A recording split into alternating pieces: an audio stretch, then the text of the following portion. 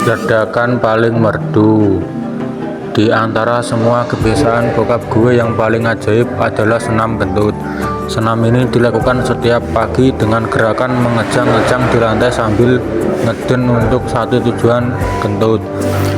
Gua masih ingat waktu itu gua masih duduk di sekolah dasar ketika gua pertama kali ngeliat bokap melakukan ritual aneh ini.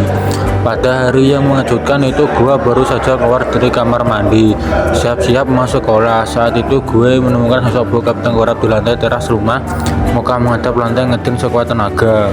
Menghampiri dia, "Pak, Bapak ngapain?" tanya gua dengan kepolosan seorang anak SD. Bokap asik ngeden sendiri, lalu terdengar bunyi pret. Dia menghela napas panjang. Bokap selanjutnya beranjak duduk melihat ke arah gua dengan muka masih merah padam.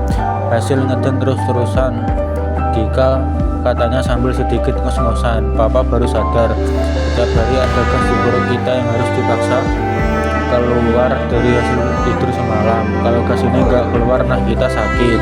Jadi kita harus ngentut setiap pagi." "Wah, betul Dika, kita harus ngentut setiap pagi, dan itu sehat." Bekam kepala gue. "Kentut ini baik." Ini mungkin pelajaran paling absurd yang bisa terjadi antara bapak dengan anaknya. Sejak saat itu, setiap pagi bekam keluar dari kamar dengan kaos oblong dan celana training abu-abu. Dia menurut bicara pagi dan memandangi matahari dengan barang-barang penuh kenikmatan. Yang sempat terlibat berkelewat secerpas sinar matahari. Lalu dia memulai ritual senam kentutnya. Untuk urutan gerakannya selalu sama. Biasanya pertama bokap akan tiduran di lantai dengan bagian depan tubuhnya menghadap ke atas. Kemudian dengan muka seolah penuh amarah dia akan mengangkat bagiannya ngedeng sekuat tenaga.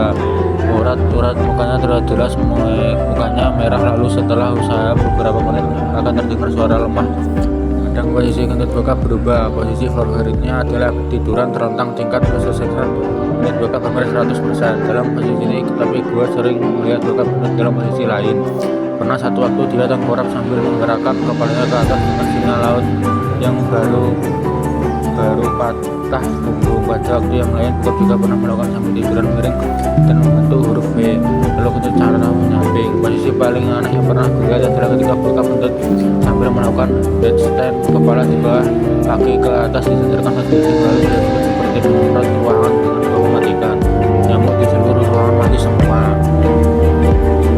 Untuk bokap tidak kentut dengan posisi bombastis, misalnya sambil melompat di lingkaran api. Bunyi kentut bokap juga bervariasi dari hari ke hari. Bunyi yang lazim terdengar adalah berat, tetapi dari yang baik juga bisa memutar bunyi piut yang panjang. Terkadang kalau lagi kuat naon, kentut bokap akan beretet seperti senapan mesin yang menghabisi satu gerombolan manusia berat. Kalau sudah begini, punggung bokap sampai mengangkat-angkat dan bergetar sendiri karena tekanan. Angin bertubi-tubi dari bawah yang memutarkan tubuhnya. Usia semua itu bokap akan termulai lemah selama beberapa menit, seolah sebagian nyawanya ikut keluar dengan kentut yang terbuang. Di rumah tempat bokap melakukan senam kentut berpindah-pindah seperti berulang memandai daerah kekuasaan dengan meninggalkan baunya di bawah. Bokap mengikuti hampir semua tempat strategis di rumah. Bokap pernah melakukan senam kentut di taman di depan kamar tidur, di depan kamar mandi, sampai ke ruang tamu. Hampir semua penduduk rumah ini pernah dia ambil kecuali di dapur. Di hanya dapur yang tidak pernah terjamah oleh kentut bokap. Dan bokap hendak senam kentut di dapur nyokap, lalu bilang bahwa tega meracuni makan anak-anak kita.